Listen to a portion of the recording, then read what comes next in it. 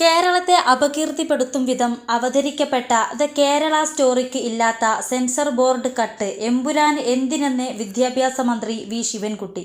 ഗുജറാത്ത് കലാപവും ഗോദ്ര സംഭവവും ഒക്കെ ഇന്ത്യൻ ചരിത്രത്തിൻ്റെ ഭാഗമാണ്. അത് ഏത് തുണി കൊണ്ട് മറച്ചാലും ഏത് കത്രിക കൊണ്ട് മുറിച്ചാലും തലമുറകൾ കാണുകയും അറിയുകയും ചെയ്യും.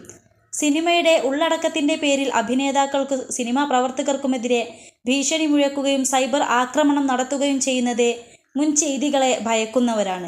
21 ലക്ഷത്തോളം സന്തുഷ്ടരായ ഉപഭോക്താക്കളും 2 ലക്ഷത്തോളം തിമിര ശസ്ത്രക്രിയകളും പൂർത്തിയാക്കിയ മലബാറിലെ ഏക കണ്ണാശുപത്രി Al Salama eye hospital, hospital road, Perinthalmanna.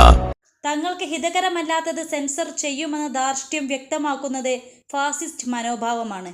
ആവിഷ്കാര സ്വാതന്ത്ര്യം ജനാധിപത്യത്തിന്റെ മൂലക്കല്ലാണ്. അത് തടയാനുള്ള ഏത് നടപടിയും എതിർക്കപ്പെടേണ്ടതാണെന്നും മന്ത്രി വി ശിവൻകുട്ടി ചൂണ്ടിക്കാട്ടി. Don't worry money, ഉണ്ടെന്നീ മണി ഈസിയായി നേടൂ വള്ളുവനാട് ഈസി മണി. ആവശ്യം ഏതുമാകട്ടെ പണം ഞങ്ങൾ തരും.